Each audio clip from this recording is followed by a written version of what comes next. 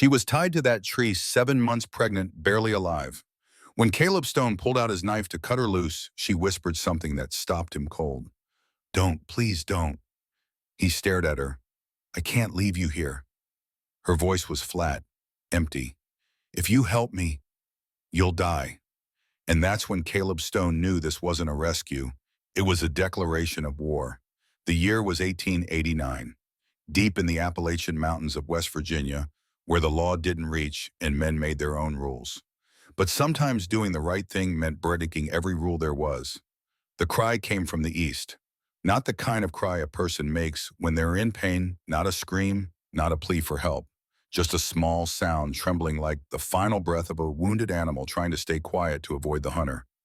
Caleb Stone stood motionless in the West Virginia forest, his hand tight around the Winchester rifle, his nose catching the smell of blood mixed with pine. Not animal blood, human blood, fresh, within the hour.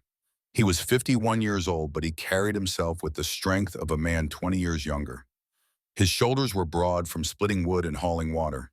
His arms showed the kind of muscle that came from surviving, not posing. A thick beard, brown shot through with gray, covered the lower half of his weathered face. His hair long and tied back with a strip of leather that hadn't seen a barber's scissors in 3 years. 3 years. That's how long it had been since Emily died. The morning mist clung to the ridges like old ghosts refusing to leave.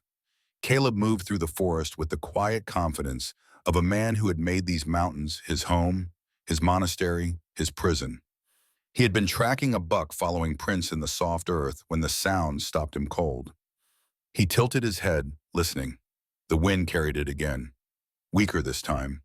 Desperate. His left cheek itched where the scar ran down from temple to jaw. A Confederate saber had put it there at Antietam 30 years ago. The scar always itched before trouble came. He had learned to trust it the way sailors trusted the color of the sky. Caleb lowered the rifle slightly and moved toward the sound. His boots found purchase on the rocky ground without making a whisper. Years of hunting had taught him how to become a shadow, how to move through the forest as if he were part of it. The crying grew louder. A woman's voice, he realized. Weak, exhausted, terrified. Then he saw her. She was tied to a massive oak tree that had fallen years ago, its roots torn up from the earth like the fingers of a giant clawing at the sky. The woman was maybe 27 years old.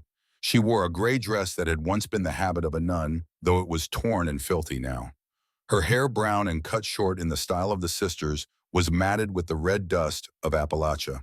Her eyes, brown and swollen from crying, flickered toward him and then past him towards something in the distance that terrified her more than a stranger with a gun.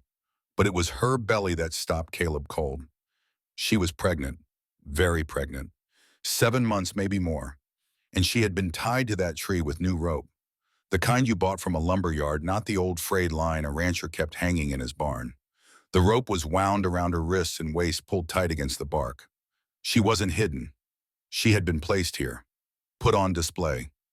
Caleb could see the Ashford Ranch in the distance, maybe 100 yards through the trees, close enough that she could probably hear the windmill creaking on its axis, close enough that whoever had done this wanted her found, eventually. The smell hit him next. Sweat, yes, but also urine. She had lost control of her bladder at some point, and beneath that the iron tang of blood from where the rope had sawed into her wrists. Her skin was hot when he got close enough to feel the air around her, fever, dehydration.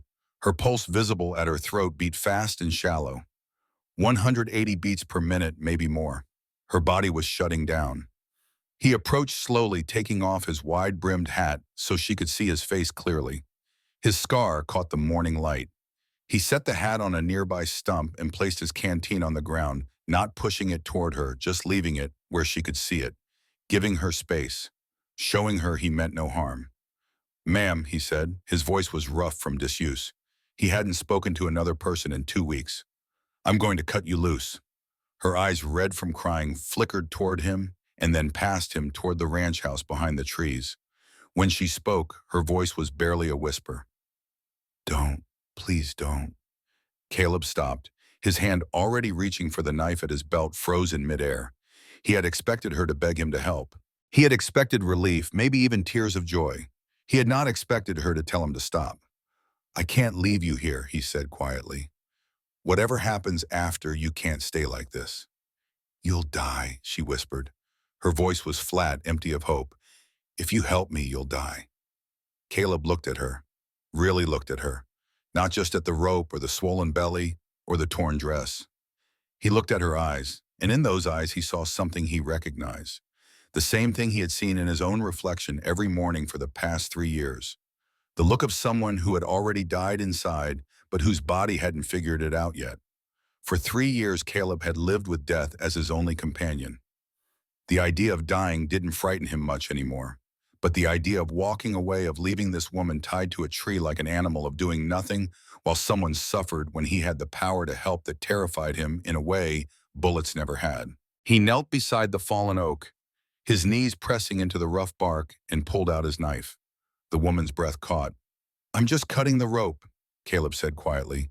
"Be still." He worked the blade under the rope, sawing slowly so it wouldn't snap back and hurt her. The fibers were tough, new, and strong, and he had to put real effort into it. Whoever had tied her hadn't wanted her getting loose on her own. The sound of the blade cutting through hemp filled the small space between them.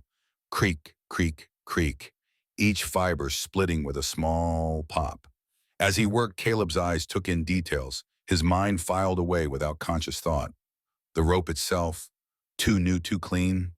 The kind you bought from a store and paid cash for, not the kind you kept around a ranch for years. Someone had gone to town, walked into a shop, and purchased this specific rope for this specific purpose. They had planned this. His gaze moved to the ground around the tree. Boot prints circled it deep at the heels, back and forth, like someone had waited there, watched, made sure their message was clear. The prints were size 10 maybe, and the left boot had a distinctive notch in the heel, like a chunk of rubber had been torn away. 1 inch across, shaped like a crescent moon. When the rope finally gave, her arms dropped heavily, like she had forgotten how to move them. She gasped and curled inward, one hand going immediately to her swollen belly. Caleb leaned back, keeping his hands where she could see them, giving her space. He didn't touch her. He waited. "What's your name?" he asked. The woman swallowed. Her throat clicked, dry as old leather. "Grace," she said. "Grace Harper. But people used to call me Sister Grace." He nodded once. "I'm Caleb, Caleb Stone." She didn't answer. Her eyes stayed fixed on the distant house, as if expecting someone to come running out at any moment. Caleb took off his leather coat and laid it across the oak trunk near her, close enough that she could reach it if she wanted. She hesitated, then pulled it around her shoulders. That small gesture mattered more than she probably knew. It meant she was still making choices, still deciding things for herself. "Can you stand?" he asked. She tried. Her legs shook. She made it halfway up before her knees buckled, and she sat back down hard, shaking her head and tears streaming down her face. Caleb didn't try to lift her. Instead, he walked back through the trees to where he had left his horse, a steady bay mare named Rain. He brought the horse around and helped Grace onto it, turning his back, while she settled herself, giving her what dignity he could. When he turned around again, she was holding the saddle horn with white-knuckled hands, her whole body trembling. As he tied his gear to the saddle, his fingers brushed against the cut length of rope still lying on the ground. That rope stayed in his mind like a splinter you couldn't quite dig out. 20 yards from the tree, hidden behind a thick stand of mountain laurel, Caleb found something that made his blood run cold. A cigarette butt, still warm when he touched it with the back of his hand. He lifted it carefully. The paper wrapper had printing on it. Blackwood Premium. Victor Ashford's personal brand. The kind he had made special in Charleston and sold at his general store for twice what regular tobacco cost. Someone had stood here, watched him cut the rope, and done nothing to stop him. The question was why. Caleb pocketed the cigarette butt and returned to Grace. She was staring at him with wide eyes. "He was watching, wasn't he?" she whispered. Caleb didn't answer directly. "We need to move, now." He climbed up onto the horse in front of Grace, keeping space between them, and took the reins. The ranch behind them stayed silent, too silent. The kind of quiet that came when people knew exactly what was happening and chose to look the other way. The horse didn't pick up speed until the Ashford Ranch fell out of sight behind the ridge. Even then, Caleb kept the pace easy, letting Rain walk steady, the kind of pace you set when you didn't want to draw attention. Grace sat behind him, turned slightly to one side to accommodate her belly, one hand still pressed against it like she was holding something precious in place.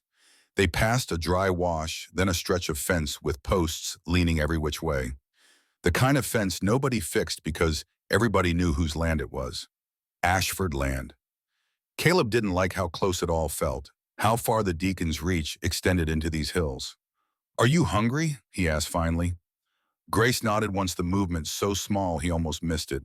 He reached into his saddlebag and pulled out a piece of cornbread wrapped in cloth and some dried venison. He handed it back to her, slowly making sure the sound of the cloth unwrapping wouldn't startle her. She ate like someone who had been told for a long time not to take too much. Small bites careful, making it last. The kind of eating that spoke of months, maybe years, of someone controlling every aspect of her life, down to how much food she was allowed. They reached Caleb's cabin just as the sun started to drop enough to take the edge off the heat. His place wasn't much to look at. A low structure built from logs he had cut himself with a stone chimney that leaked smoke when the wind came from the north. The barn leaned slightly, but held. The corral was patched more times than he could count. It wasn't welcoming, but it was quiet. It was safe. He helped Grace down from the horse without lifting her, just steadying her elbow until her feet found solid ground. Inside, he pulled out a chair by the rough wooden table and poured water into a tin cup. She drank it down in 3 long swallows, then stopped breathing hard, her hand pressed to her chest. "You're safe here," Caleb said. "For tonight." "For tonight," she repeated, as if the idea of tomorrow was too much to consider. He nodded. "Night's all I'm offering right now." That seemed to settle her a little. No long-term promises meant no expectations, no obligations, just the present moment, which was all either of them could handle. Grace spoke while he was washing his hands in the basin by the window. The words came out flat, rehearsed like she had practiced them in her head many times. "He's my husband," she said. "Or he says he is." Caleb didn't turn around. He let her talk, kept his hands moving through the water, giving her the gift of not being watched while she spoke. "Deacon Victor Ashford," Grace continued. "We married 6 weeks ago, legal and binding, witnessed by the county clerk." She paused. "He said the baby wasn't his. He said people needed to see." Caleb dried his hand slowly on a rag. He turned to look at her. She wasn't crying. She looked tired in a way that went deeper than physical exhaustion. It was the kind of tired that came from being argued with for too long, from having your reality questioned and twisted until you couldn't trust your own memory anymore. "See what?" Caleb asked. "That even a bride of Christ can fall." The words hung in the air between them. Caleb felt something cold settle in his chest. This hadn't been an accident. This had been a lesson, a warning, a demonstration of power. "Did he tie you himself?" Caleb asked quietly. Grace nodded. "He didn't rush." She added, her voice barely above a whisper. "That's what scared me most. He was calm, like he was tying up a horse, like I was just another piece of property that needed to be secured." Caleb felt the rope again, like it was tightening somewhere behind his ribs. Outside, a tin can rattled against the fence. Just once. Caleb froze. The sound came again, faint, like a boot had brushed against it by accident. He moved to the window without hurrying, his hand resting on the sill. Nothing there. Just the yard, the fence, the narrow road beyond that led down the mountain. But when he stepped onto the porch, he saw them. Fresh boot prints in the dirt near the gate, heavy at the heel, prints that hadn't been there that morning. He didn't follow them. Instead, he went back inside and latched the door. Not slamming it, not making a show, just securing it the way a man does when he knows someone's been watching. He set his rifle by the door, not leaning it dramatically against the wall, just resting it where it belonged, where he could reach it in the dark if needed. They ate in silence, cold venison and the rest of the cornbread. Caleb laid out a blanket near the small bed in the corner and took the chair by the wall for himself. He didn't explain, didn't make a speech about propriety or protection. He just stayed. Grace's eyes found the bookshelf against the far wall. Even in the dim light from the fire, she could make out the spines. Byron, Shakespeare, a worn copy of something called Appalachian Herbal Medicine. "You read poetry?" she asked, surprise breaking through her exhaustion. Caleb shifted uncomfortably. "My wife did. I just keep them clean." "She had good taste." Grace paused. Caleb was quiet for a long moment. When he finally spoke, his voice was carefully controlled. 3 years ago, childbirth, baby too. Just those few words. Nothing more. But Grace understood. She understood why a man who had lost everything would risk what little he had left to help a stranger. Because not helping meant becoming someone he couldn't live with. And he had already lost too much to lose himself as well. I'm sorry, Grace said softly. Caleb stood up, turning his back to her. Don't be sorry, just live. Keep that baby safe. His voice caught. That's the best way to honor people we lost. Keep living when they couldn't. Grace nodded, though he couldn't see it. She pulled the blanket around her shoulders and closed her eyes. For the first time in 3 weeks, she felt almost safe. Not completely, not enough to truly rest, but enough to close her eyes without expecting violence. Caleb sat in his chair by the window, the Winchester across his knees, and watched the night. The moon rose full and bright, turning the yard silver. An owl called from somewhere in the darkness. The fire crackled and popped, sending shadows dancing across the walls. Sometime after midnight, the sound came again. Closer this time. A footstep, careful, measured. Then the faint scrape of something against wood. Caleb stood slowly, moving to the window without making the floorboards creak. In the moonlight, he could see it clearly. A length of rope hung over the fence post near the corral. Looped once, then twice, like someone testing weight. Like someone leaving a message. The same kind of rope that had bound Grace to that tree. New, clean, unmistakable. Caleb went outside, his boots crunching softly on the gravel. No one was in sight. The rope swayed slightly in the night breeze, catching moonlight like a snake preparing to strike. He lifted it down, feeling the fibers rough against his palm. His jaw set. Same rope. Same message. Whoever had done this wanted him to see. Wanted him to know they could reach him anytime they wanted. That cutting Grace loose had been noticed, recorded, and that there would be consequences. He cut the rope down and laid it flat on the ground. When he turned back toward the cabin, Grace was watching him through the window, her face pale in the lamplight. They know where you live now, she said when he came back inside. Caleb nodded. Yes. And they know you saw, she added. Yes, he said again. Grace swallowed hard. What happens in the morning? Caleb looked out toward the road that led down to Hollow Creek, pale and winding in the moonlight like a scar across the mountain's face. In the morning, he knew things would change. Victor Ashford had drawn a line, and Caleb had crossed it. In the morning, he said slowly, we stop hiding.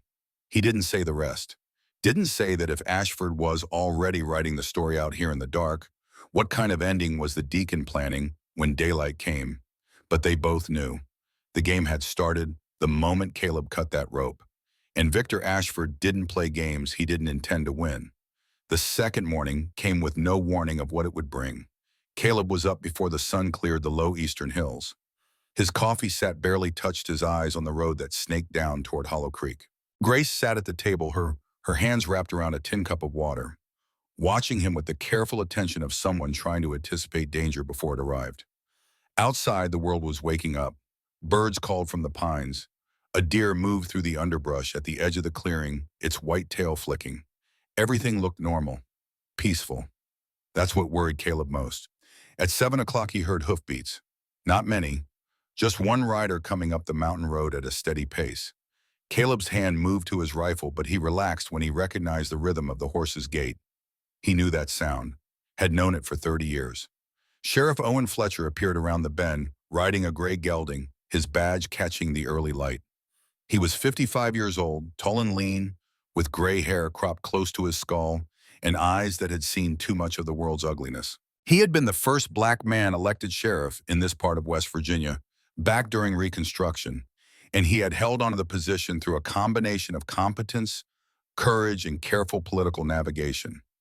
Owen dismounted slowly, his movements deliberate. His eyes took in the scene with a lawman's practiced assessment. The defensive positions Caleb had set up, the rifle by the door, the tension in both their faces. Caleb, he said simply. Owen. They clasped hands. Not a handshake, but the grip of men who had shared foxholes at Antietam, who knew what it meant to trust someone with your life. Owen's sleeve rode up slightly, revealing the scar on his forearm, where a Confederate bullet had torn through muscle and bone. Caleb's own scar, the one on his face, seemed to pulse in recognition. Got your telegram, Owen said. Rode through the night to get here. Figured if you were asking for help, things must be bad. Worse than bad, Caleb said. Ashford hired Cole Drake. Owen's expression darkened. Drake's bad news. If Ashford's brought him in, this is about more than just a domestic dispute. It always was, Caleb said. He introduced Owen to Grace, who had come to stand in the doorway. The sheriff removed his hat and nodded respectfully. Ma'am, he said. Just that one word, but the way he said it carried weight. Respect. Recognition of her humanity. It was more than most people had given her in weeks. They went inside and Caleb laid out everything on the table. The cut rope, the cigarette butt with Victor's brand, the fresh boot prints, Grace's story about the marriage, about David Morris, about being tied to that tree for 12 hours while people at the ranch pretended not to hear. Owen listened without interrupting. When Caleb finished, the sheriff was quiet for a long moment, his fingers drumming softly on the table. This is bigger than I thought, Owen said finally. This isn't just about controlling one woman. This is about Ashford demonstrating that he's above the law, that he can do anything he wants and no one can stop him. Grace spoke for the first time since Owen had arrived. So what do we do? Owen looked at her, really looked at her, and what he saw made him straighten his shoulders. Do you want to go back to Victor Ashford? He asked. No, Grace said. There was no hesitation in her voice. None at all. Then we fight, Owen said simply. We gather every piece of evidence we can find. We demand a proper trial with a jury, not just a judge's order. We make this so public that Ashford can't make it disappear quietly. Caleb leaned back in his chair. Hope's not much of a strategy. No, Owen agreed, but it's what we've got, that and the law. Real law, not the twisted version Ashford's been using. The three of them sat in silence for a moment, each understanding the weight of what they were about to attempt. Taking on Victor Ashford meant taking on half the county. It meant putting themselves in the crosshairs of a man who had demonstrated repeatedly that he would crush anyone who challenged him. But sometimes Caleb thought the only thing worse than fighting a battle you might lose is not fighting at all. Just past noon, while Caleb was checking the fence line behind the cabin, he found Deputy Miles Bennett slumped against a pine tree. At first, he thought the man was drunk. Then he saw the blood. Bennett had been shot in the chest. The stains spread dark and wide across his shirt, and his breathing came in shallow, rattling gasps. He was 34 years old, though he looked older now, his face gray and slack. Caleb knelt beside him, checking the wound. Bad. Very bad. The bullet had gone through the lung, maybe nicked the heart. Bennett had minutes, not hours. The deputy's eyes fluttered open when Caleb touched his shoulder. Stone, he whispered. The name came out wet, full of blood. Don't talk, Caleb said, though he knew it was pointless. There was nothing he could do. No doctor could reach them in time, and even if one could, this wound was beyond fixing. Reeves, Bennett managed, wanted me to torch the cabin. I refused. A wet cough, blood appeared at the corner of his mouth. I'm sorry, Stone. I chose wrong for too long. His hand fumbled inside his coat and pulled out a small leather journal. The cover was worn, the pages filled with neat handwriting. Grace's handwriting, Caleb realized, though he didn't know how he knew that. Found it in Blackwood's house, Bennett gasped. Was supposed to burn it, but I couldn't, not after reading it. He pressed the journal into Caleb's hands. Give it to Sheriff Fletcher. Tell him some of us tried to do right at the end. The journal fell from his fingers. Bennett's eyes closed for the last time, his breath leaving in one long quiet sigh. Caleb sat back on his heels, looking down at the dead man. He hadn't known Bennett well, knew him only as one of Victor's creatures, a man who took money to look the other way while injustice happened. But in the end, apparently, even Victor's creatures had limits. Caleb carried the body deeper into the woods and buried it in an unmarked grave. It was the best he could offer. When he returned to the cabin, Owen and Grace were waiting on the porch. Owen took one look at the blood on Caleb's hands and the journal under his arm, and his jaw tightened. Bennett, he asked. Caleb nodded. Shot. Said Reeves wanted him to burn the cabin. He refused. He handed over the journal. Said you should have this. Grace made a small sound when she saw it. She reached for the journal with trembling hands, opening it to a random page. Her own words stared back at her. Words she had written in secret late at night, thinking no one would ever see them. thinking Victor had destroyed them. "I thought this was gone," she whispered. "I thought he burned it." Owen flipped through the pages carefully. What he saw made his expression grow harder with each turn. Dates, names, details of conversations between Victor and David Morris.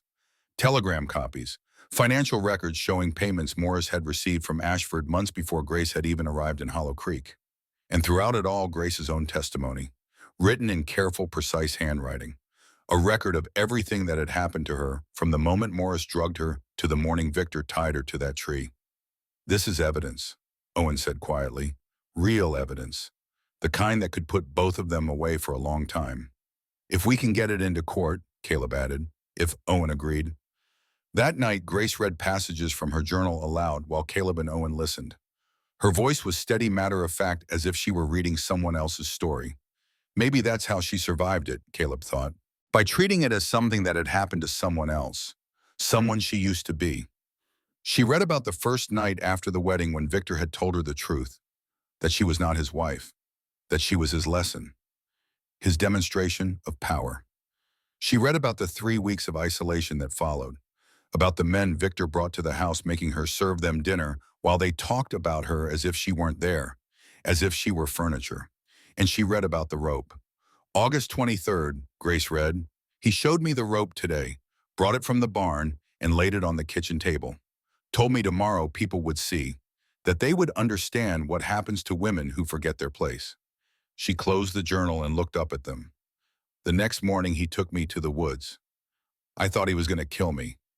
Part of me hoped he would, but he just tied me to that tree and walked away.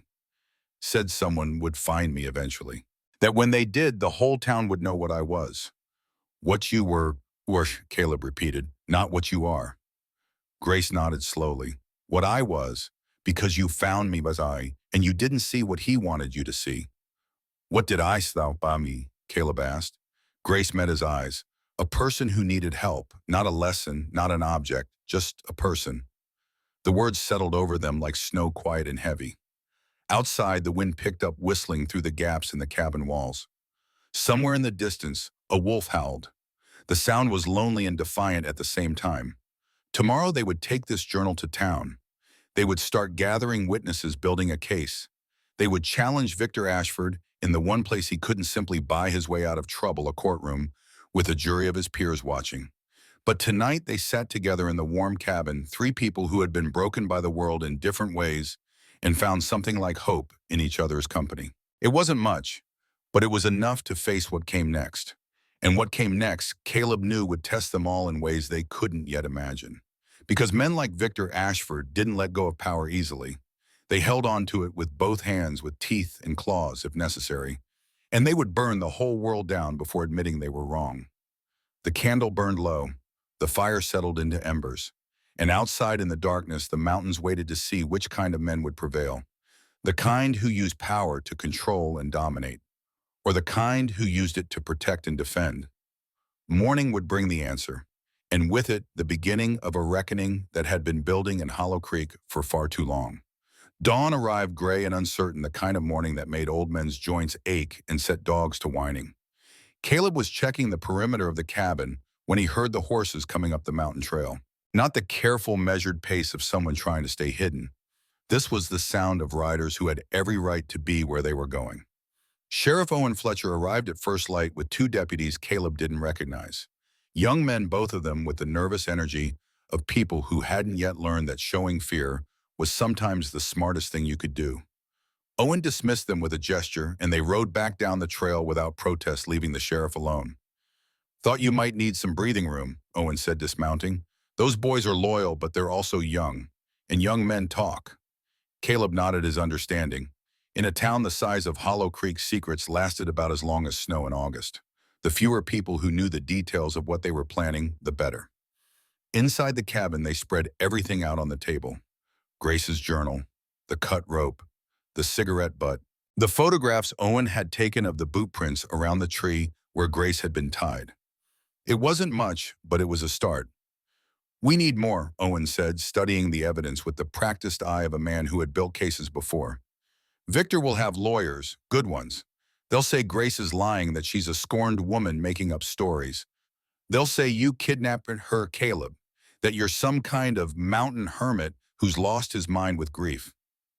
Let them, Caleb said quietly. No. Owen replied, his voice firm. We don't let them control the story. We build our own. We find witnesses. People Victor has hurt. We show the jury that this isn't about one woman or one incident. We show them a pattern. Grace looked up from the journal she had been reading. He's hurt others. Owen's expression was grim. Men like Victor Ashford don't become what they are overnight. They practice. They refine their cruelty. And they always leave victims behind them. The plan took shape over the next hour. They would go to town, not hiding, not sneaking. They would walk right down Main Street and start asking questions. They would visit Helen Carter at the general store. They would talk to Jack Miller at the livery stable. They would gather every scrap of evidence they could find and force Victor to defend himself in open court. It was dangerous. It was probably foolish. But it was the only path forward that didn't involve Grace spending the rest of her life running, looking over her shoulder, waiting for Victor to find her. One more thing, Owen said as they prepared to leave. Cole Drake is in town. Saw him at the saloon last night. He knows you cut Grace loose, Caleb, and he's being paid to make sure she goes back. How much? Caleb asked. Enough that he won't quit easy. Owen paused. Watch yourself. Drake's killed 11 men that I know of. Probably more that I don't. They rode out just as the sun cleared the eastern peaks, turning the morning mist to gold.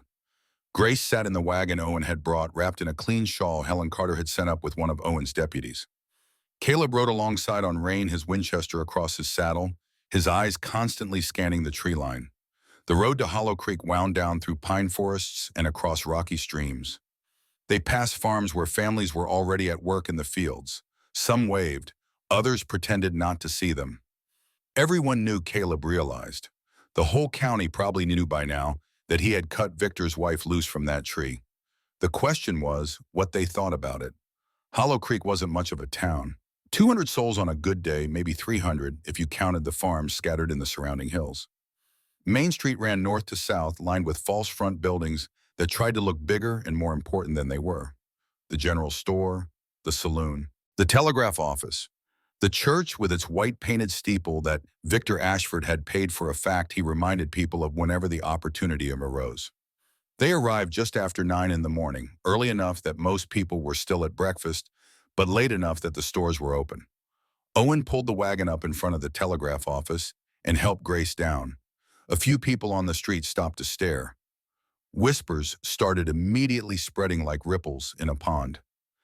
I need to send a message to the Sisters of Charity in Baltimore, Grace said, to let them know I'm alive, to tell them what really happened. Owen nodded and went inside with her, leaving Caleb to mind the horses.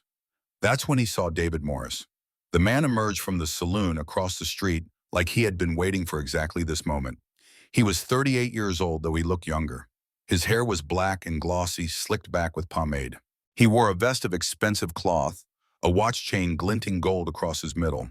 Everything about him was calculated to project success, respectability, spiritual authority. Morris walked straight toward the wagon where Grace had been sitting moments before. He didn't hurry, didn't look around to see if anyone was watching. He moved with the confidence of a man who had never faced real consequences for his actions. Caleb stepped between Morris and the telegraph office door. She's not available, he said quietly. Morris stopped, looking Caleb up and down with the expression of someone examining livestock at auction. And you must be the mountain hermit everyone's talking about, Caleb Stone, the man who lost his wife because he couldn't afford a doctor. Caleb's jaw tightened, but he didn't respond. Morris smiled. It was a practiced smile, the kind preachers used when they wanted to appear benevolent. I'm not here to cause trouble, Mr. Stone. I'm simply concerned about Sister Grace. She's been through so much. First, the unfortunate incident at the church. Then this business with Deacon Ashford. The poor woman's mind must be quite confused. Her mind's just fine, Caleb said. Is it? Morris tilted his head, still smiling. Because from what I understand, she's making some very serious accusations. About me, about the good deacon. Accusations that could ruin reputations, destroy families. The telegraph office door opened. Grace stepped out, saw Morris, and went white. Her hand gripped the door rim so hard her knuckles turned bloodless. Morris turned to her, his smile widening. "Sister Grace, it's been too long." Grace whispered. Just that one word, but it carried the weight of 10 months of nightmares. "I heard about your situation with Deacon Ashford." Morris continued, his voice dripping with false concern. "Terrible what he did. Tying you up like that. Truly unchristian behavior." He took a step closer. "But you know, Grace, making up stories won't help anyone. It will only make things worse." "I'm not making up anything," Grace said. Her voice was stronger now, anger burning through the fear. "You drugged me, you raped me, and then you left town like a coward." Morris's smile never faltered, but something cold flickered in his eyes. Such strong words, so hurtful. He reached into his vest and pulled out a folded document. "I have here sworn affidavits from 10 witnesses, all of them members of my congregation, all of them willing to testify that you approached me after the revival meeting, that you asked for private spiritual counseling, that you were, shall we say, quite enthusiastic in your attentions." Grace shook her head. "They're lying." "Are they?" Morris held up the document. "These are respectable people, Grace. Believers. Why would they lie?" Owen emerged from the telegraph office, his badge catching the morning light. "Maybe because you paid them to," he said calmly. Morris turned to face the sheriff. "Sheriff Fletcher, I've heard about you. The first Negro sheriff in this part of West Virginia. Quite an achievement." The way he said it made it sound like an insult. "But I'm afraid you're out of your jurisdiction here. This is a spiritual matter, between a former sister of the church and her confessor." "Nothing spiritual about rape," Owen said. Morris's smile finally cracked. Just for a moment, Caleb saw the real man underneath, the predator wearing a preacher's clothes. Then the mask was back in place. "That's a very serious accusation, Sheriff. I hope you have proof." "We will," Owen said, "when this goes to trial." "Trial?" Morris laughed. "Oh, I don't think it will come to that. You see, Deacon Ashford has already filed the necessary paperwork. The hearing is tomorrow morning, 9 o'clock, Judge Gray presiding." He looked at Grace. "I'll be there as a witness for the deacon. I'm quite looking forward to telling my side of the story." He tipped his hat and walked away, his boots clicking on the wooden sidewalk. Caleb watched him go, his hand resting on the grip of his pistol. It would be easy. One shot, no more Morris, no more lies. But that would make him no better than the men he was fighting. And it would give Victor exactly the excuse he needed to have Caleb arrested or killed. Grace was shaking. Owen put a gentle hand on her shoulder. "We knew he was here. We knew this was coming." "I can't," Grace whispered. "I can't face him in a courtroom. I can't sit there while he lies about what happened." "You can," Owen said firmly, "and you will, because that's how we win. Not by running, not by hiding, by standing up and telling the truth no matter how hard it is." They found Helen Carter in her general store restocking shelves with her usual brisk efficiency. She was 62 years old with iron gray hair, pulled back in a tight bun, and a face that had forgotten how to smile years ago. When she saw Grace, something shifted in her expression. Not quite warmth, but recognition. Understanding. "I heard you were back in town," Helen said. She set down the cans she was holding and wiped her hands on her apron. "Also heard what Ashford did to you." She looked at Caleb. "And that you cut her loose.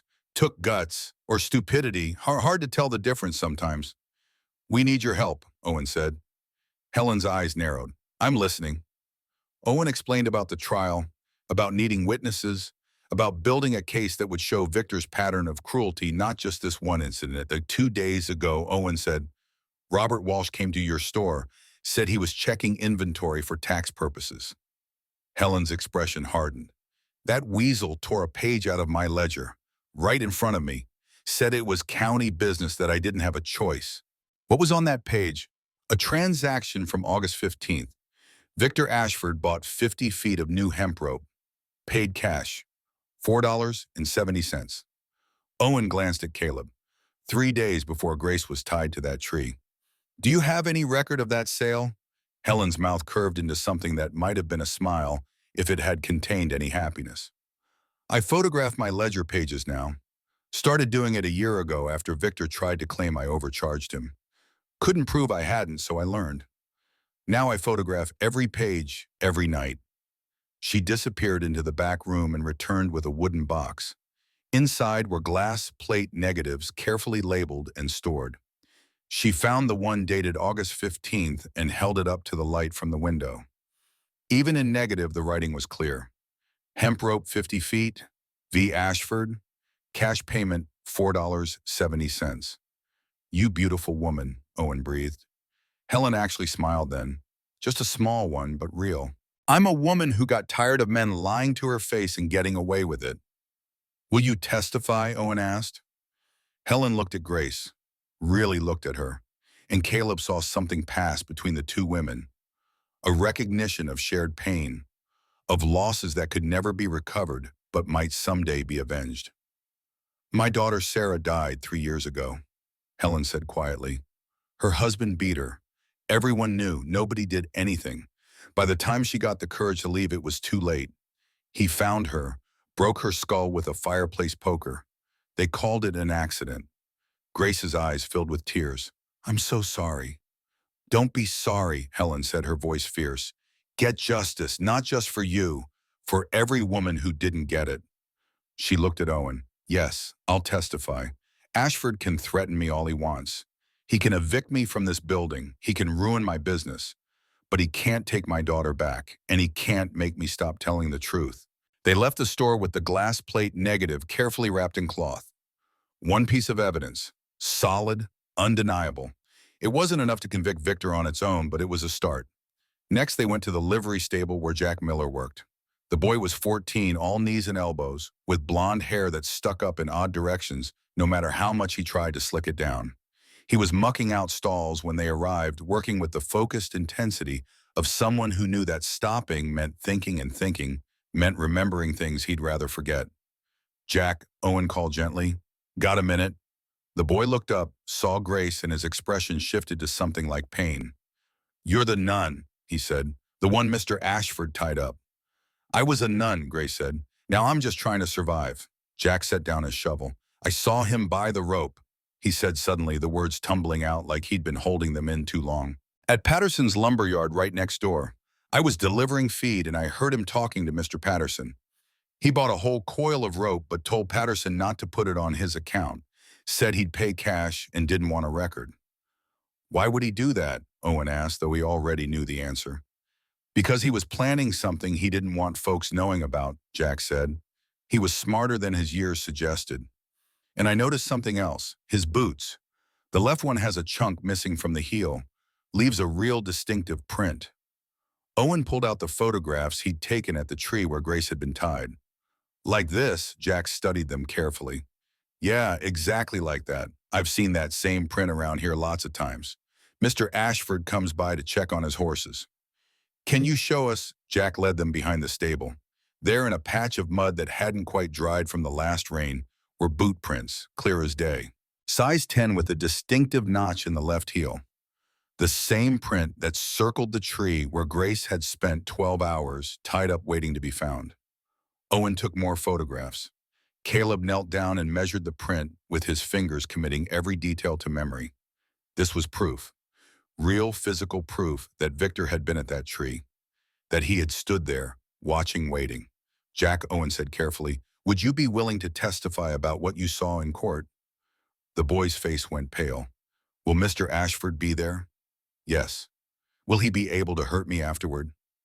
Owen wanted to lie, wanted to promise the boy that everything would be fine, that testifying was safe, that bad men always got what they deserved. But he had too much respect for Jack to do that. I don't know, Owen said honestly. Victor Ashford is a powerful man. He could make things difficult for you and your grandmother. But Sheriff Caleb and I will do everything we can to protect you. Jack was quiet for a long moment. When he spoke, his voice was steady. My sister Lucy died 6 months ago. Pneumonia. We couldn't afford the medicine. Nobody helped us. Nobody cared. He looked at Grace.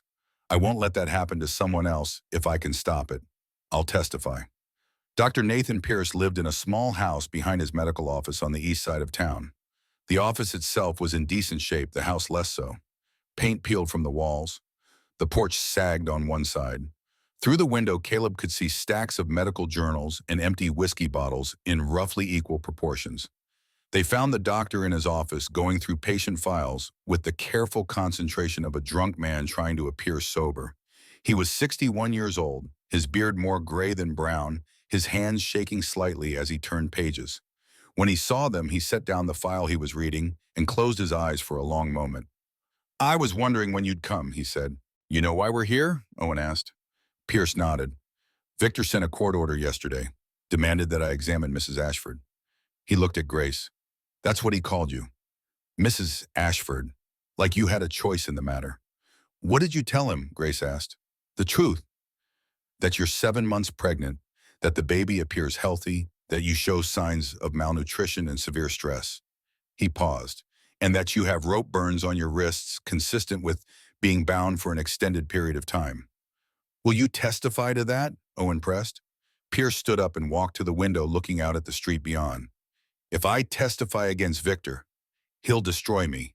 He'll make sure no one in this county ever comes to me for medical care again.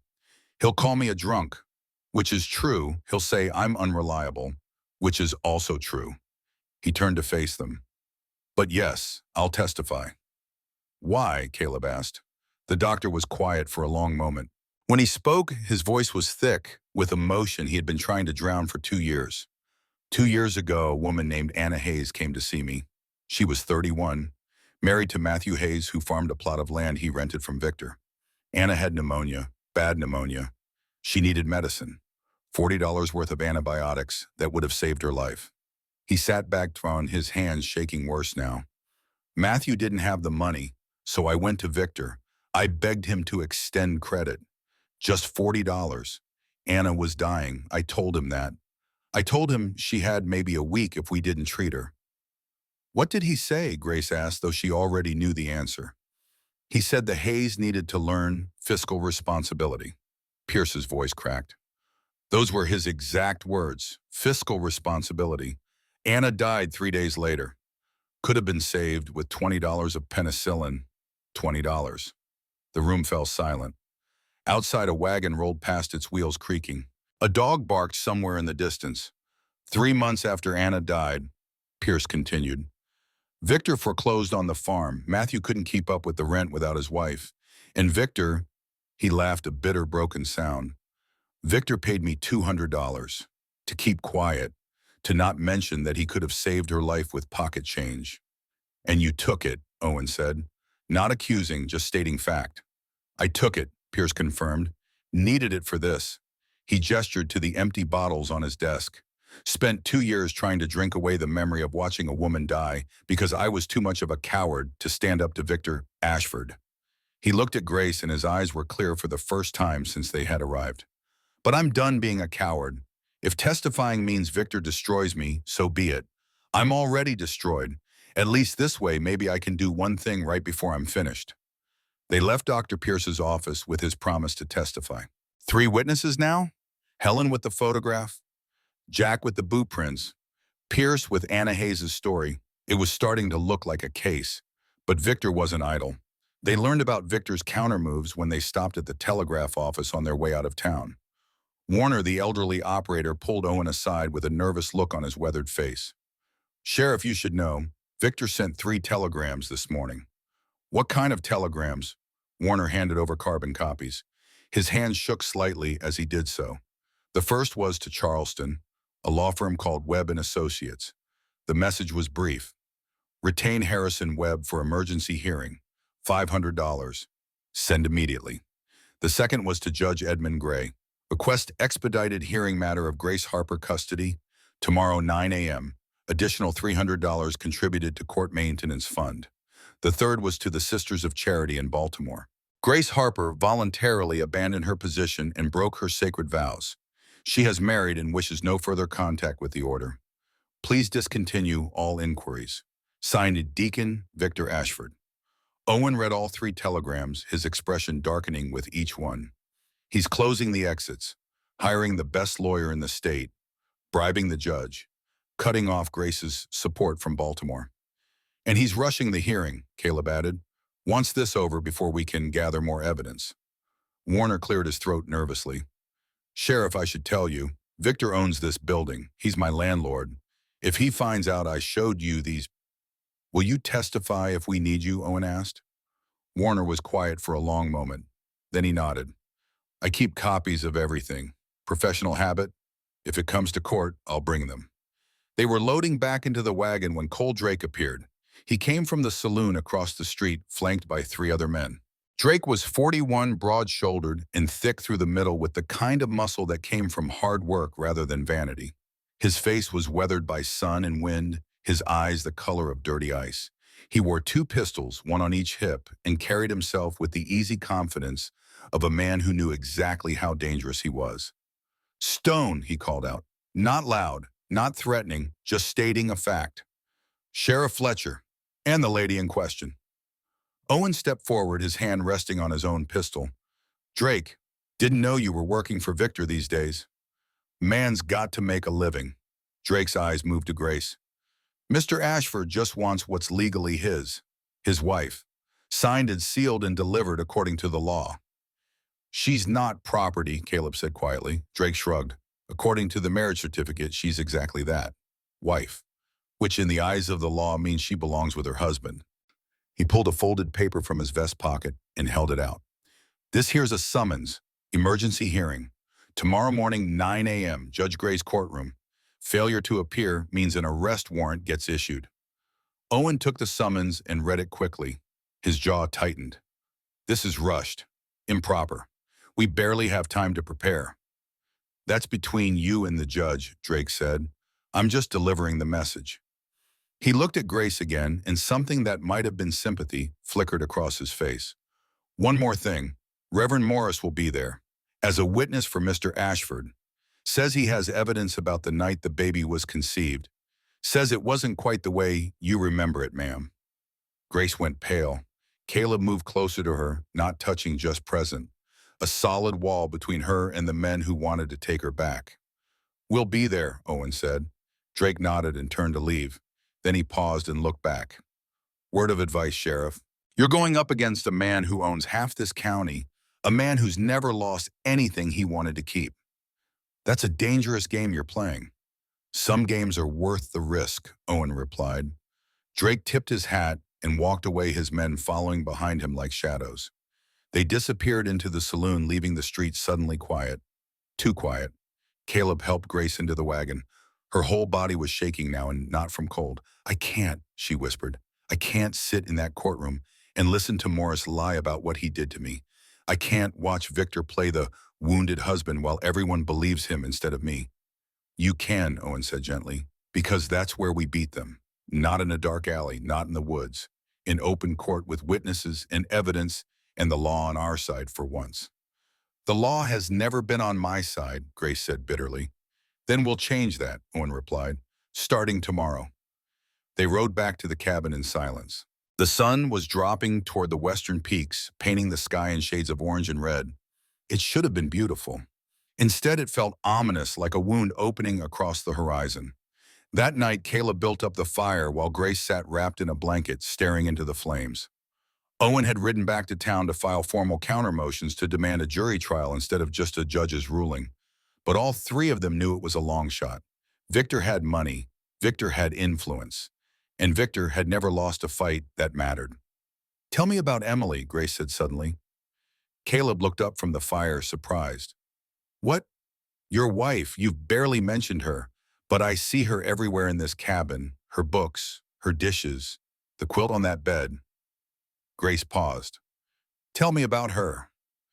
Caleb was quiet for so long that Grace thought he wouldn't answer.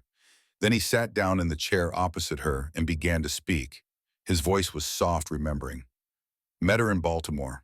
I was 25, just out of the war, didn't know what to do with myself. Emily worked at the library. She handed me a book of poetry. Byron. Said war kills you from the inside before it kills you from the outside. Said reading this might help. Grace listened, not interrupting. I thought she was crazy, Caleb continued, but I read it. And she was right. We married 6 months later. Came up to these mountains, built this cabin with our own hands. She taught me to really read. Not just recognize words, but understand them. Showed me there was beauty in the world if you knew how to look for it. He stopped, his voice catching. Grace waited. She got pregnant 3 years ago. Everything was fine until the 8th month. The baby turned wrong. Breech. She was in labor for 16 hours, screaming, bleeding. I rode down the mountain through a blizzard to get Dr. Pierce. He refused, Grace said softly. Caleb nodded. $50, cash. I had 7. By the time I got back, they were both gone. Emily and the baby. He looked at Grace and his eyes were wet. I buried them under the big oak tree behind the cabin, the one where she used to sit and read in the afternoons.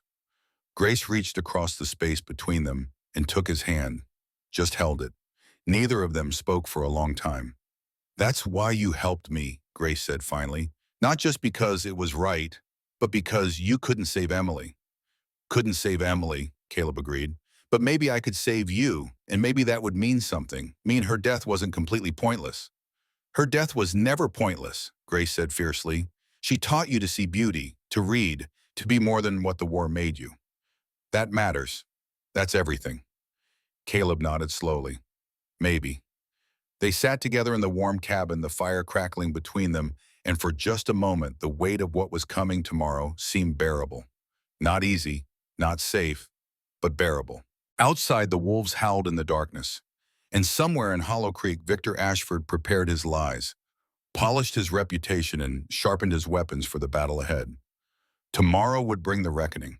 Tomorrow would show whether truth and courage were enough to stand against money and power. Tomorrow would decide if Grace Harper would spend the rest of her life as Victor Ashford's property or if she would walk free. And Caleb Stone, who had lost everything once before, prepared to risk it all again. Because some things were worth fighting for. Some people were worth saving. And some battles, no matter how dangerous, had to be fought. The fire burned down to embers. The moon rose full and bright. And in the morning they would face the storm together. Morning arrived with a weight that settled over Hollow Creek like fog. By 8:30, the street in front of the courthouse was packed with people.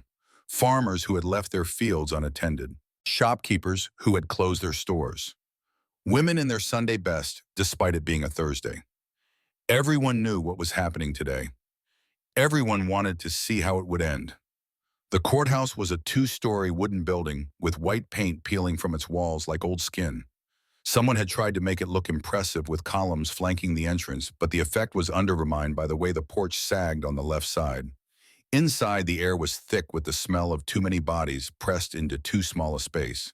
Sweat and tobacco and cheap perfume mingled with the mustiness of old wood and older secrets. Judge Edmund Gray sat behind his bench, looking like a man who would rather be anywhere else. He was 58 years old with a round face flushed red from the heat, or perhaps from the whiskey he had been drinking since breakfast. His judicial robes hung awkwardly over an expensive suit, and his fingers drummed in impatient rhythm on the desk in front of him. On the right side of the courtroom sat Victor Ashford and his legal team. Victor wore a black suit pressed to perfection, every hair in place, a leather-bound Bible positioned prominently on the table before him. He looked like a man attending a church social, not a criminal proceeding. Beside him sat Harrison Webb, the lawyer from Charleston, 51 years old with distinguished silver hair and sharp gray eyes that missed nothing. His leather briefcase lay open documents arranged in neat stacks that spoke of organization and expensive legal education. Behind them in the first row of spectator seats sat David Morris. He wore his preacher's collar and held his forged affidavit like a shield. On the left side of the courtroom sat Grace Caleb and Sheriff Owen Fletcher. They had no fancy lawyer, no impressive credentials, just the truth and whatever courage they could muster between the three of them. The gallery was packed beyond capacity. Helen Carter sat at the front row, her iron gray hair pulled back tight, her face set with determination. Around her sat other women, 15 in all, who shared a certain look, the look of people who had endured and survived. Jack Miller sat near the back, trying to make himself small, his hands clenched in his lap. Dr. Pierce sat alone on the side, looking 10 years older than he had the day before. Judge Gray banged his gavel 3 times. The sharp cracks echoed like gunshots. This court is now in session.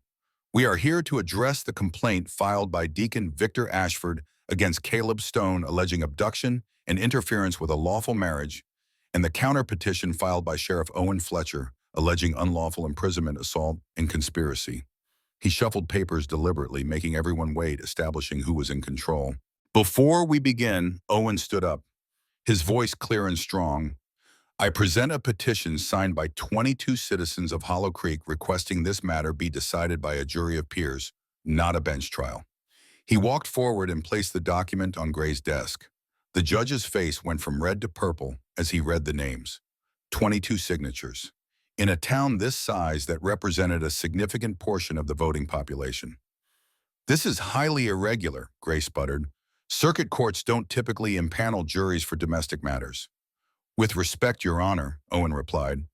This stopped being a domestic matter when criminal charges were filed on both sides. Both parties have accused each other of serious crimes. Both deserve to have their fate decided by their peers, not by a single judge who might be subject to outside influences. That last phrase hung in the air like an accusation. Gray's face went even redder, but he couldn't refuse without making his bias obvious. Webb started to object, then stopped himself. Refusing a jury in a case this public would create appealable error. Very well, Gray said through clenched teeth.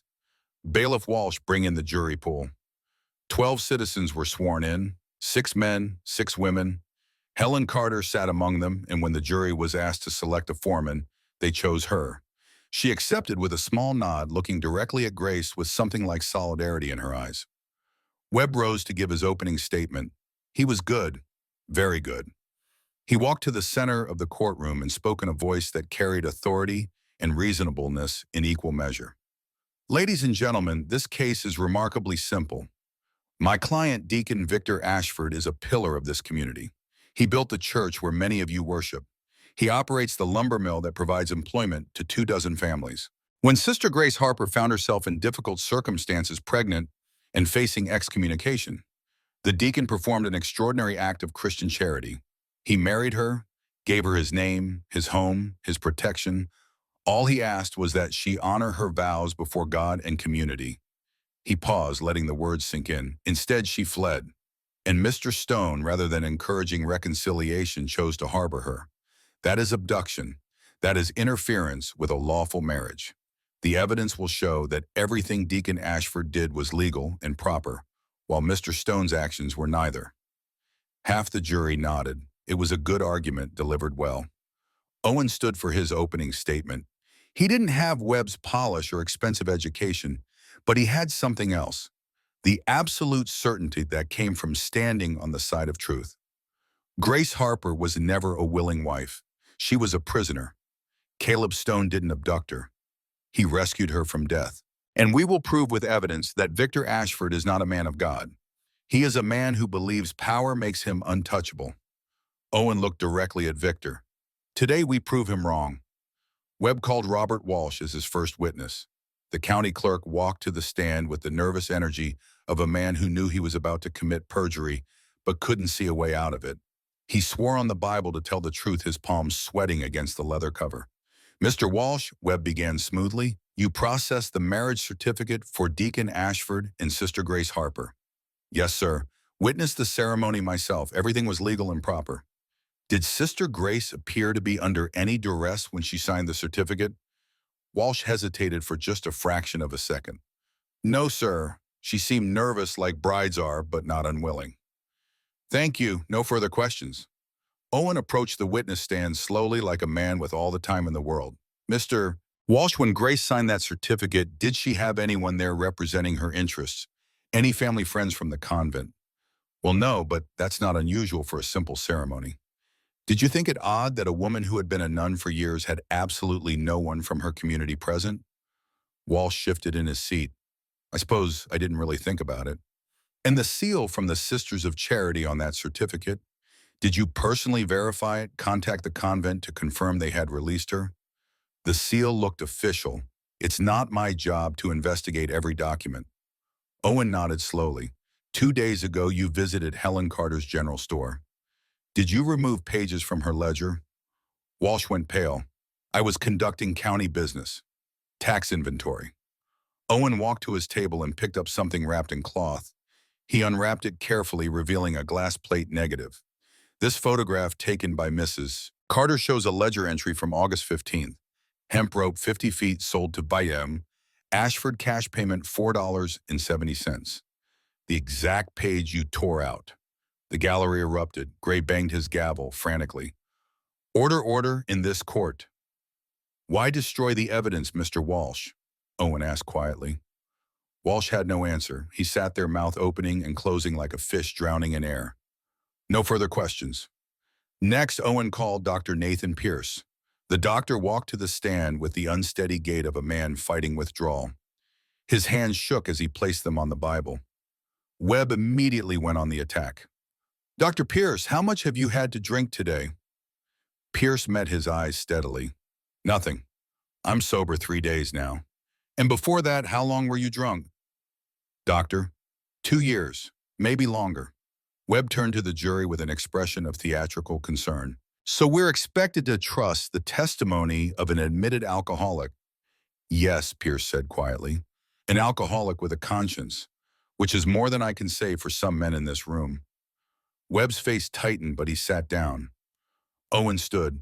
Sir Pierce, you examined Grace Harper 2 days ago. Yes, 7 months pregnant, baby healthy, mother showing signs of severe malnutrition and stress. Did you observe anything else? Rope burns on her wrists, fresh, deep, consistent with being bound for an extended period of time. Owen paused, letting that sink in. Have you seen similar cases in this town? Cases where Victor Ashford's actions directly impacted someone's health? Webb jumped up. Objection, relevance. Gray shifted uncomfortably in his seat, but he couldn't sustain the objection without showing his bias. Overruled. Answer the question, doctor. Sir Pierce took a deep breath. When he spoke, his voice was clear for the first time in years. 2 years ago, Anna Hayes, 31 years old. She came to me with pneumonia, simple infection, needed $40 of medicine. Her husband, Matthew, rented land from Victor Ashford. They didn't have the money. Pierce's voice cracked, but he pushed through. I went to Ashford, begged him to extend credit. Just $40. Anna was dying. The courtroom had gone completely silent. He refused, said the Hayes needed to learn fiscal responsibility. Those were his exact words. Tears ran down Pierce's face now, but he didn't stop. Anna died 3 days later. Could have been saved with $20 of penicillin. 3 months after that, Ashford foreclosed on their farm. Matthew Hayes hanged himself a week after his wife's funeral. Several jurors wiped their eyes. Martha Collins, one of the women on the jury, was openly crying. And Ashford paid you to keep quiet? Owen asked gently. $200. I took it, used it to buy whiskey, to forget what I'd become. Pierce looked at Grace. But I can't forget anymore. I let Anna die because I was a coward. I will not let another woman die on my conscience. When Pierce stepped down, even Webb didn't try to cross-examine. What could he say? Owen called Jack Miller next. The boy walked to the stand with his head high, despite the fear that showed in his shaking hands. He was 14 years old and looked even younger sitting in the witness chair. Jack, Owen said kindly, tell the jury what you saw at Patterson's lumberyard. I saw Mr. Ashford buy rope, a whole coil, 50 feet. He paid cash and told Mr. Patterson not to put it on his account, said he didn't want a record. Did you notice anything else about Mr. Ashford that day? Yes, sir, his left boot. It has a chunk missing from the heel. Real distinctive. You can spot his prints anywhere. Owen produced the photographs. Boot prints from behind the stable where Jack worked. Boot prints from around the tree where Grace had been tied. And finally close-up photographs showing the distinctive notch pattern. Are these the same boot prints, Jack? Yes, sir, exactly the same. Webb stood up trying to salvage something. Mr. Miller, you're just a boy. How can we trust your observation? Jack looked at Webb directly. My sister Lucy died 6 months ago because we couldn't afford medicine. She was 12 years old. Nobody helped us. Nobody cared. His voice got stronger. I won't let that happen to someone else if I can stop it. I know what I saw. Webb had no response. He sat down. Your Honor, Owen said, I request that Mr. Ashford remove his left boot for jury examination. Victor's face went purple, but Gray couldn't refuse without making his bias completely obvious. Mr. Ashford, please comply. Victor removed his boot with obvious reluctance. The bailiff passed it to the jury. Helen Carter examined it carefully, running her fingers over the distinctive notch in the heel. She compared it to the photographs. Then she looked up at Gray. It's a match, Your Honor. Exact match. The courtroom buzzed with whispers. Gray banged his gavel repeatedly, trying to restore order. When things finally settled, Owen stood. The defense calls Grace Harper to the stand. Grace rose slowly, one hand on her swollen belly. She walked to the witness stand with measured steps, her head held high, despite the fear that showed in her trembling hands. Every eye in the courtroom followed her. Some with sympathy, some with judgment, with intense curiosity. She placed her hand on the Bible. Her voice was clear when she swore to tell the truth. Owen began gently. Miss Harper, please tell the court how you came to Hollow Creek. Grace took a breath and began. I joined the Sisters of Charity in Baltimore when I was 18. I worked as a nurse for 2 years before taking my final vows.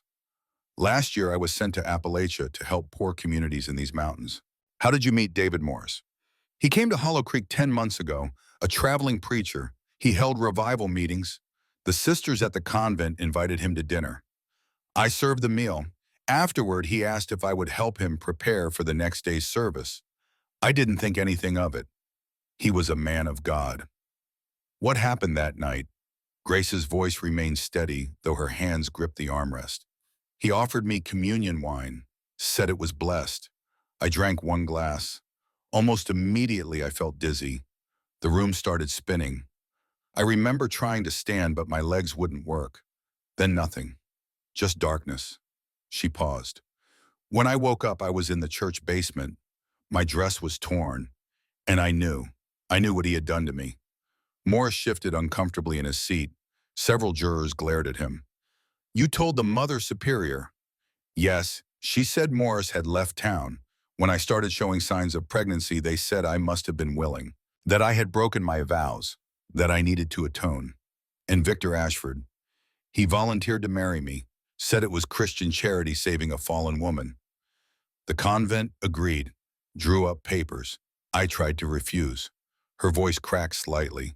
They said I would be excommunicated, cast out with nothing, no money, no references, nowhere to go. Owen let that hang in the air for a moment. What happened on your wedding night? Grace's voice dropped to almost a whisper, but in the silent courtroom everyone heard. He told me the truth, that I wasn't his wife, I was his lesson, his demonstration. He said people in Hollow Creek were questioning his authority, his power. But if he could control even a bride of Christ, if he could reduce a nun to nothing, everyone would know not to cross him. Murmurs rippled through the gallery. Gray didn't even try to gavel them down. 3 weeks later, Grace continued, her voice stronger now. He took me to the woods. He brought rope, new rope.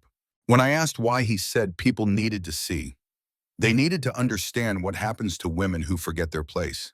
He tied me to that fallen oak tree, pulled the rope so tight I couldn't move. He left water, but just barely enough. Not enough to escape. How long were you there? 12 hours, maybe more. I could hear the windmill from his ranch. It was so close. If I had screamed loud enough, someone might have heard. Why didn't you scream? He told me if I made noise, he'd come back and make it worse. That this was just the beginning. That when people found me, they would understand I deserved whatever came next. Several women in the gallery began crying quietly. Even some of the men looked uncomfortable. Webb stood for cross-examination. Mrs. Ashford, isn't it true you were desperate when you married my client? I was terrified. Desperate enough to lie now, to invent this story. No, this is the truth. You claim my client tied you up, but where's the proof beyond your word? The rope burns on my wrists. The photographs of the scene, the witnesses who saw the rope he bought, the boot prints around the tree. Webb was about to continue when Victor Ashford stood up suddenly. Enough, he shouted. Webb tried to grab his arm. Victor, don't. But Victor was past listening. He strode toward the witness at Anne, his face purple with rage, all pretense of civilized behavior abandoned.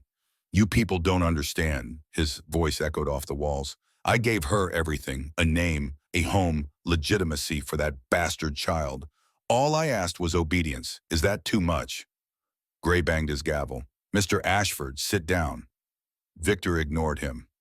I built this town.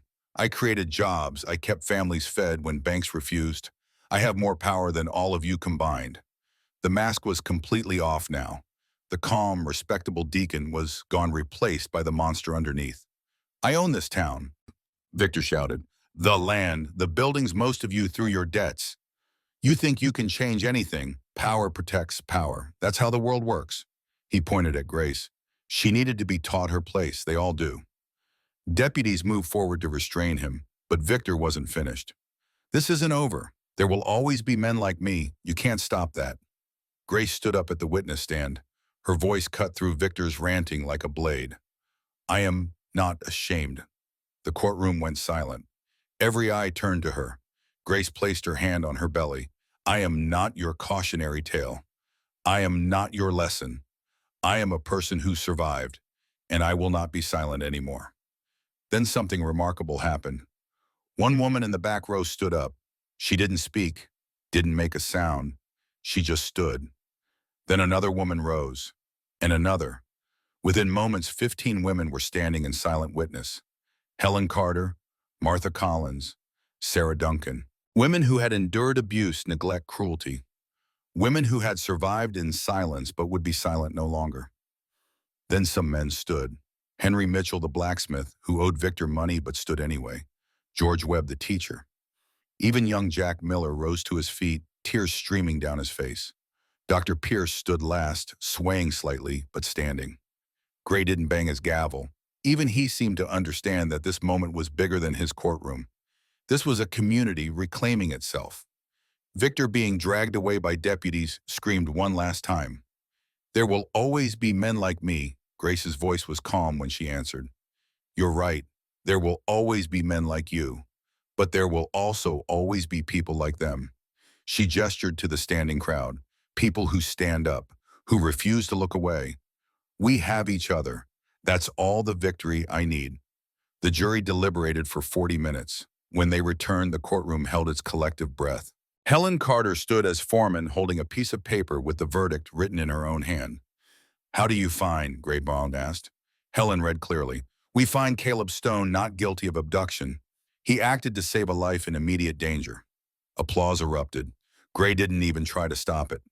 We find Victor Ashford guilty of unlawful imprisonment, assault conspiracy with David Morris, and gross abuse of power. More applause. Some people stood and cheered. We recommend maximum prosecution under the law, immediate removal from all positions of authority, and restitution to the families of his victims, including Anna Hayes and Grace Harper. The deputies led Victor away in handcuffs. He didn't look back, didn't speak. The fight had gone out of him when his own words had condemned him. Outside the courthouse, people crowded around Grace and Caleb. Helen Carter pushed through the crowd and hugged Grace tightly.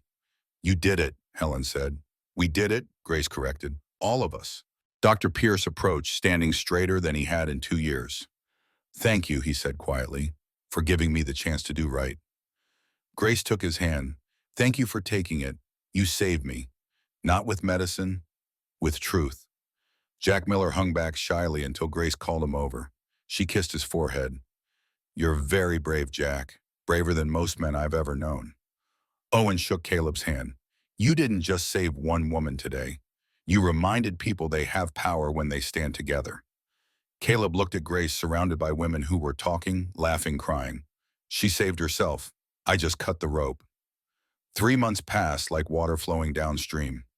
Winter came to the mountains, bringing snow that transformed the world into something clean and white and new. Grace's labor began on a cold December morning. The contractions started before dawn, gentle at first, then growing stronger.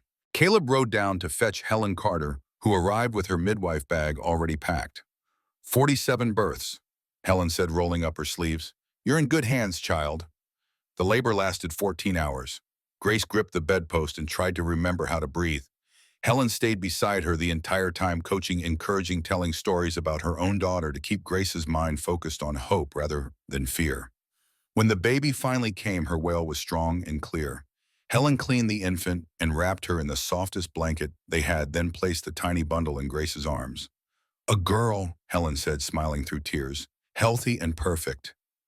Grace looked down at the red, wrinkled face, at the tiny fist waving at the world, and felt something break open in her chest. Not grief, not fear, something entirely new. Joy. Pure, uncomplicated joy. Caleb entered when Helen called him. He had carved a cradle from mountain oak, sanding it until the wood was smooth as glass. He set it beside the bed, his large, calloused hands surprisingly gentle. "What will you name her?" Helen asked. Grace looked at Caleb. Sarah, Emily Stone. After the women who should have lived. After the women whose kindness showed me that goodness still exists in this world. Caleb's throat closed. He reached out one finger and the baby's tiny hand wrapped around it, gripping tight. He nodded once, unable to speak past the emotion. Helen left as the sun was setting, promising to return the next day. Caleb sat in his chair by the fire, carving a small wooden horse for the baby, while Grace nursed Sarah Emily and hummed a lullaby she remembered from her own childhood. For the first time in 3 years, Caleb's cabin felt like a home. 1 week later, there was a knock at the door. Caleb opened it to find a mail carrier standing in the snow holding a letter. The envelope was stained from travel, addressed in shaky handwriting. Caleb opened it and read. His expression grew grave. Grace saw his face and stood still, moving carefully after the birth. "What is it?" Caleb handed her the letter. The writing was cramped and desperate. "My name is Elizabeth. I live in Weston, 50 miles south. My husband beats me. The sheriff is his cousin. No one will help. I heard what you did in Hollow Creek. Please, I'm running out of time." It was signed simply E.W. Grace looked at the letter, then at baby Sarah Emily, sleeping peacefully in her cradle, then at Caleb. "When do we leave?" she asked. Caleb studied her face. 3 days, if you're sure." "I'm sure." Grace looked back at the letter, at the desperation in every word. "Because somewhere a woman is tied to her own tree, and this time she won't have to wait alone." Caleb stood on the porch that evening, the letter in his hand, looking out at the mountains stretching away into the distance. The peaks were white with snow, sharp against the darkening sky. Somewhere out there, another woman waited, hoping someone would care enough to help. Baby Sarah Emily's cry came from inside the cabin. Not distressed, just announcing her presence to the world. Letting everyone know she was here, she was alive, she mattered. Grace appeared in the doorway, the baby in her arms. She stood beside Caleb, and together they looked at the mountains, at the sky, at the future spreading out before them like an unwritten page.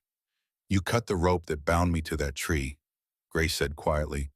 "But the real rope, the one made of fear and shame and silence, that one I had to cut myself." She looked down at Sarah Emily, then back at the mountains. "And now we cut ropes together. For women who are still waiting, still hoping, still believing someone will hear their cry." The stars began to appear, one by one, puncturing the darkness.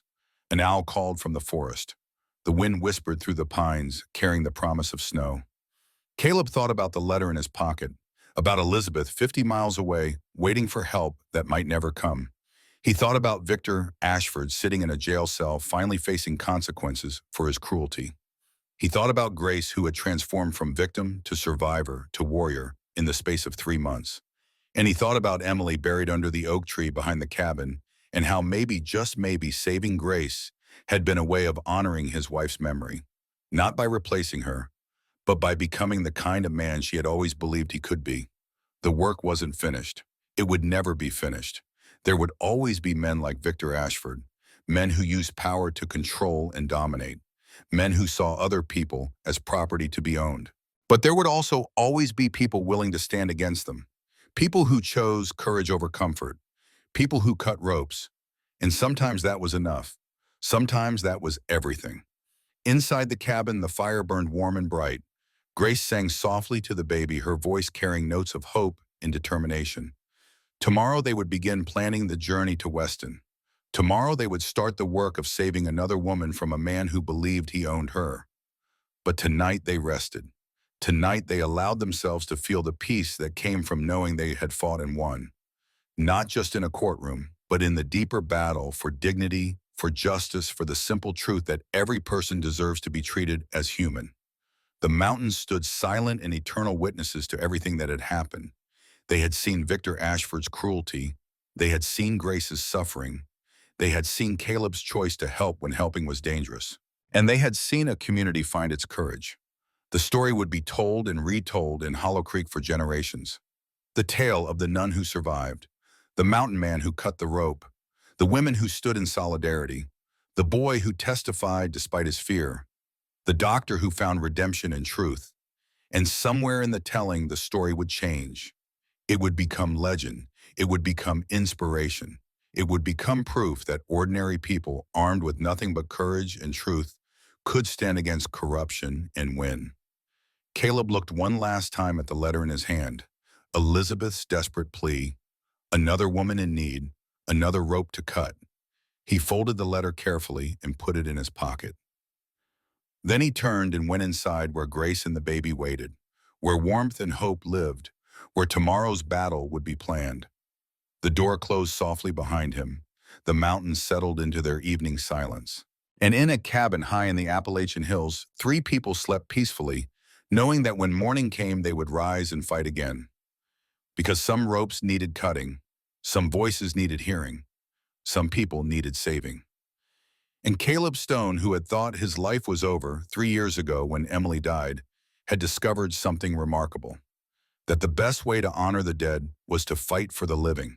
That the best way to heal your own wounds was to help heal someone else's. That sometimes the rope that binds you is the same rope that when cut sets everyone free. The fire burned down to embers. The snow fell gentle and silent outside. And inside the cabin in the warm darkness, hope took root and prepared to grow. The end of one story, the beginning of another. And in between the eternal truth that justice, when fought for with courage and conviction, can triumph over power. Sometimes, not always, but sometimes is enough.